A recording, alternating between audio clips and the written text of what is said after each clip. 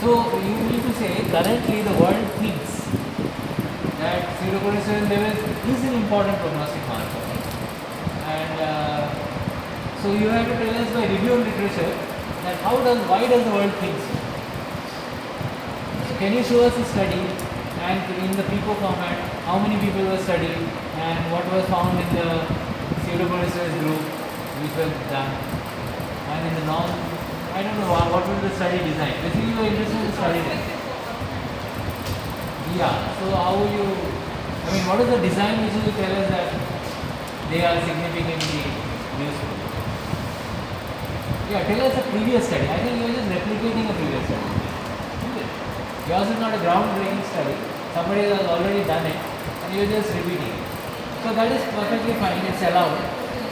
Yeah, it is allowed because in science, if you do something, you find out something, you discover something, then you have to replicate. I mean, others have to prove that it is the right thing by again and again doing the same experiments. So Sophia is contributing to science by either proving or disproving the previous study. So that's very good. So for that she has to know about the previous study. What was the study design of the previous study? What did the previous authors do?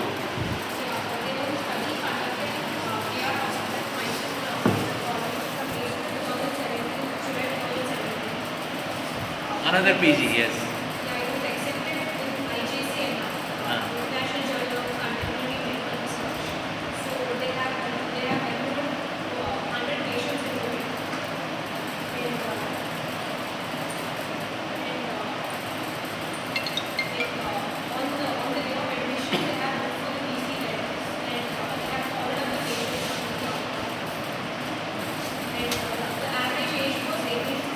Okay, so now we are getting a hang of the study design.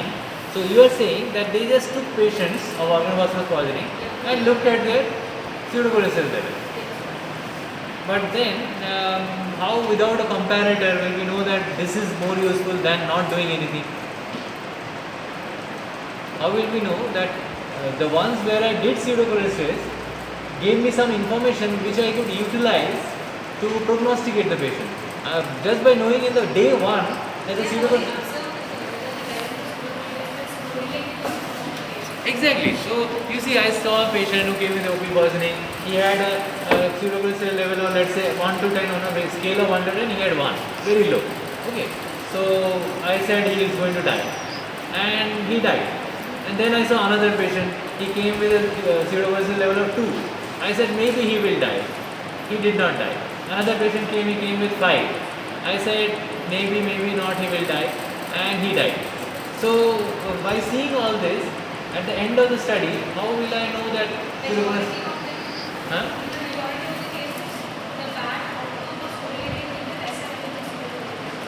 Okay, so you mean to say with time I put all of these patients and I see who all died or who all had a bad outcome in the low pseudocholesterol group, the lowest. So if I can show by the graph that lower the pseudocholesterol level, poorer the outcome, I will be happy. I mean, I will be happy that I have proven pseudocholesterol level is a better thing. But yeah, before pseudocholesterol came into the picture, you see, whenever we do something, we have to compare it with other markers. Like, why do you say pseudocholesterol? Before that, couldn't we predict it at all? There were no markers to predict severity of.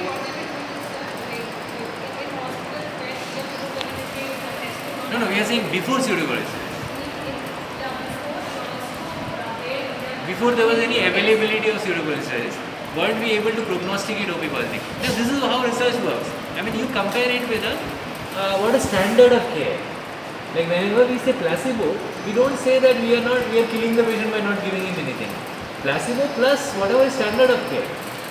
So what is the standard of care this is standard of diagnostic modality in predicting organovascular outcomes before pseudocholesterol. That is the most important thing you have to define. Yeah, clinical predictors. Clinical predictors. Like what? Tell us. Amount of poison consumed. We all know that the more poison you take, the more likely you are to die. Yeah, type of poison, amount of poison. And the presenting severity of illness. Yeah, the patient is come to with pulmonary edema and is about to die and he dies. So obviously it was severe. So that way. Any other things? So all kinds of severe clinical indicators of death will indicate severity. Now in that, so there is a clinical scale also. So there is a clinical scoring scale. Clinical scale. Right. So basically all these clinical predictors, you give some score and you have a number and you say if the number cutoff is more than this, then the patient is likely to have it. So how is it better than using that? Because obviously we will be saving a lot of money if we don't do this test. And you are spending a lot of money, I don't know from where, from the taxpayers' money.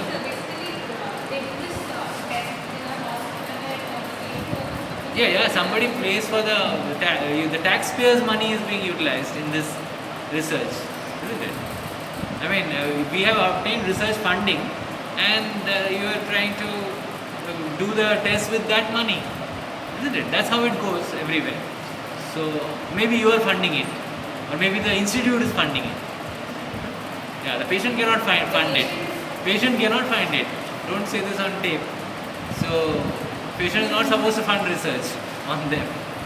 So either the institute funds it or there's a funding organization, funding body who funds it.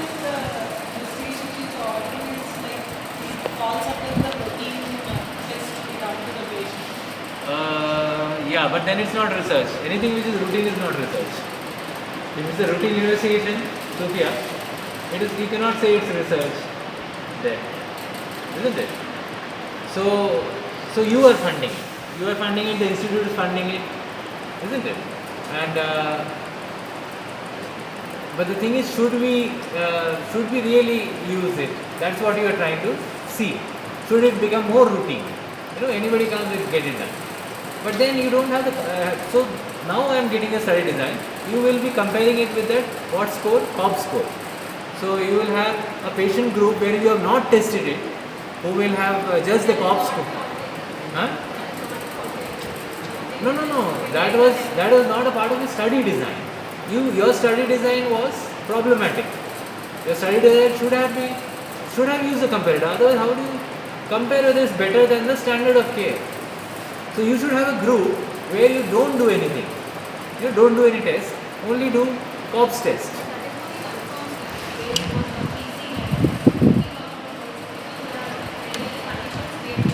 Okay, so you say that this is not just prognostic, it's a diagnostic test. Yeah, but then, so you mean to say the standard of care in OP poisoning diagnosis is get PC levels in everyone. So just don't go by the history and the witnesses and medical legal opinion. Get the PC levels for diagnosis. And then it becomes interesting routine that anyway by routine you're getting the PC levels, and on top of this you want to see whether it has a prognostic implication. So what are the guidelines in management of organophosphorus poisoning, national and international? Do they advocate PC levels in all patients? You are an OP poisoning expert. So the guideline says that you must do it. Now how evidence based are these guidelines? What is the level of evidence that the recommendation is maybe strong? Yeah, which society guidelines? Indian Society of Organophosphorus experts, or as you think WHO or Toxicologist Association, World Toxicological Association. Yeah, WTA, World Toxicological Association, or ITA, Indian Toxicological Association. So you see, all our thesis we are just asking questions so that you can be ready with the answers next time, because this will come in rapid cycles. Basically to stimulate. Thesis is to ultimately, it's an inquiry, it's a form of inquiry, learning by inquiry, discovery. So we are picking holes in your study. So we have picked a major hole in your study design. So your study design is a case series, isn't it? It's a case series design. You're not using any comparator here. So there is a major limitation to it. So when you have a limitation to your study design, you will not be able to justify the funding also. So these are certain issues. Isn't it? Okay, so let's move ahead. Let's see what you have got. Show us all your organophosphorus poisoning patients till now. Yeah. Study, and you already got 45 patients coming to this institute. That's fantastic. Huh? Can't hear you. Sample size 80. Yes. So you have got halfway through. Although you have 20% of the time left. So but still you got a lot of patients.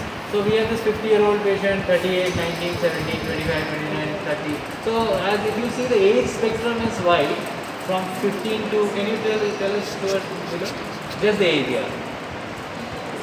Yeah, 40, 50, 30, 20, 11. So you see people are committing suicide at the age of 17. How miserable they would be. So, yeah, males. Most of the males are committing suicide, and there are females also now. I can see 3 females here, 5 in fact. Okay, come down. Yeah, more females are coming up. Now. So, but yeah, the elderly, most oldest age is 50 only, and the youngest is 70. Isn't it? 60. Huh? 60 is also there, right. So you see how people feel desperate. And how many are farmers here? Because we know our problem is farmer suicide. So we see a lot of students here, we see some laborers, we see some farmers. But how common are the farmers? Yeah, some of those laborers are farmers only, maybe. Farmers who had to become laborers. Then farming, being a student. Okay. Household is also not spared. What else?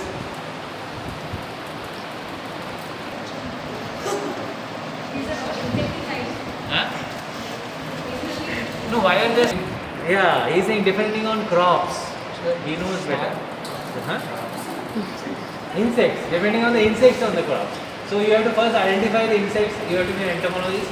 Then you have to decide, this is this insect, I have diagnosed it. Now give me the treatment for this insect. So I have this insect, so give me parathion.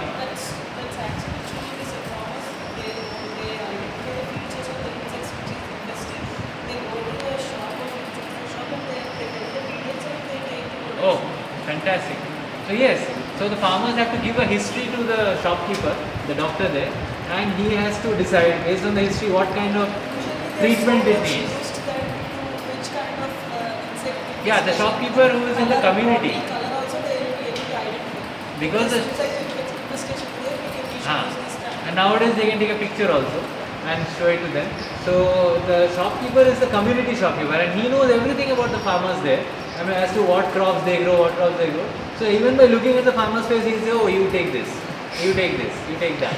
So yeah, so that has been lost in the doctors nowadays, because doctors are all very removed from the community. Only the doctors practicing in the community can do that. Just by looking at the patient, oh, you have this, you take this medicine, go. That was the good old days. So that's hopefully still going on in agriculture, and we have different flavors of different insects. But I would really love to know where you give parathion, which insect, monocrotophos. I mean, there's so much of interesting knowledge out there.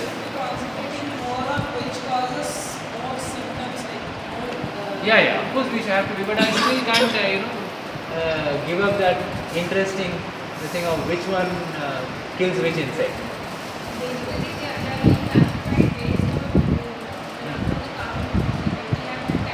Yeah, carbamates.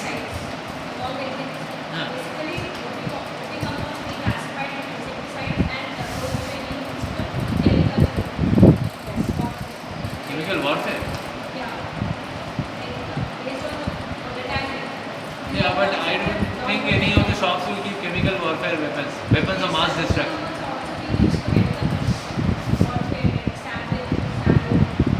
No, you mean to say the shops are keeping those chemical warfare weapons of mass destruction? That is historical. I mean, Sabin and all that, they're not keeping it now.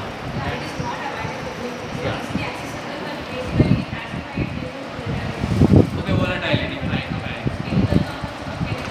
So are these all of them are non-volatile.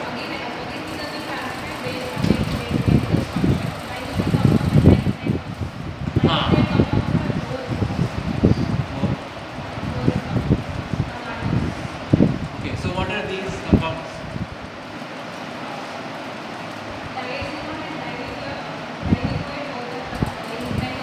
Okay. Yeah, what is the other than dimethyl, what other compound do we have? Ethyl.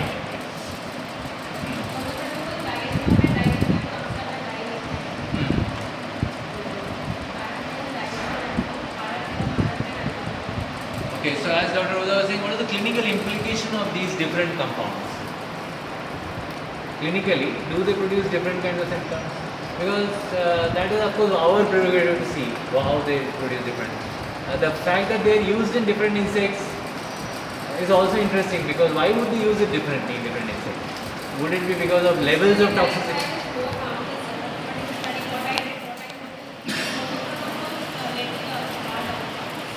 So normally diethyl is more harmful, but in your study dimethyl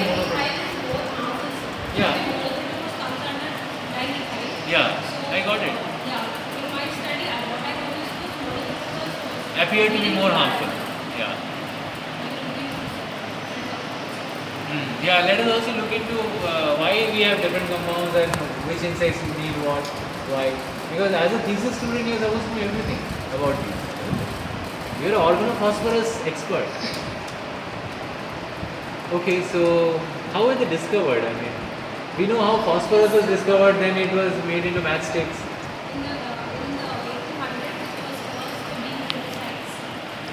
Yeah, phosphorus was first synthesized.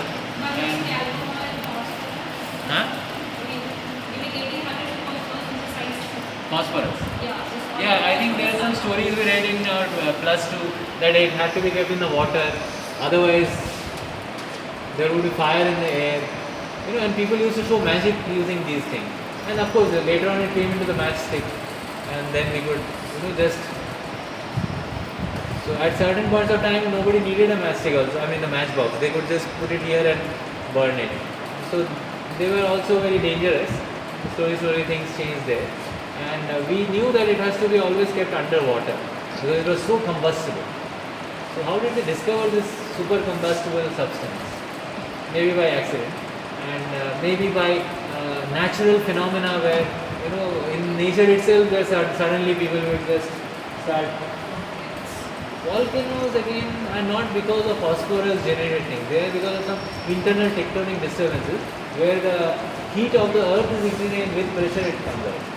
So this would be like, I don't know, have you heard of below the whisk phenomenon? We used to read it in +2. So you are going and suddenly you see a fire burning somewhere, and then it just goes away. So it's like below the whisk means it's like a ghost. Suddenly it burns and suddenly it disappears. So later on they thought it was because of natural phosphorus in nature which suddenly becomes combustible. Anyway, so that is about phosphorus. Then how did they make it organophosphorus?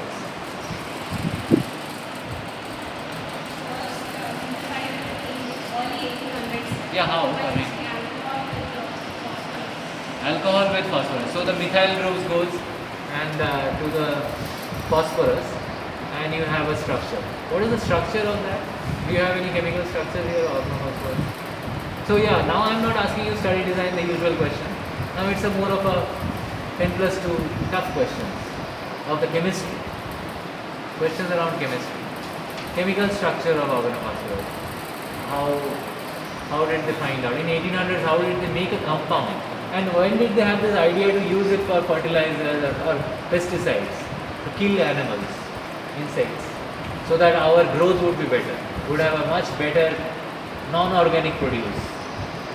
Following which people would again, shun these organophosphorus and say we are producing organic by not giving any pesticides, and that will sell in the mall for much more higher price, double the price. If you use only gobar, that is much better than using these organophosphorus plus pesticides. Of course, gobar is a fertilizer, not a pesticide.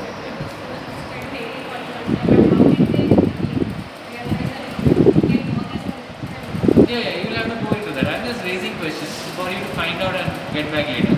So So you keep it in mind and prepare for your next thing. So we saw some of your data. We don't have much time today. Are there any more questions?